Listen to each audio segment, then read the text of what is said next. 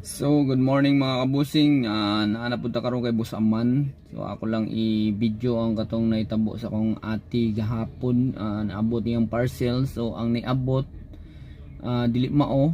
So, ang iyang i-order sa online kay projector. So, ang niabot kay wipes. Naks na ilad. So, kaluoy sa kong ate. Pero watay mahimo kay saon man puro permi na daw siya mo order sa online, so karon ba siya na scam. So kitang tanan mga kabosing mag-amping ta kay daghang yung scammer ron sa mga online selling. So dapat mag-order ta kanang na live.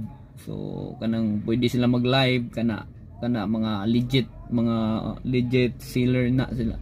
Online seller na sila. Online seller manon. Online selling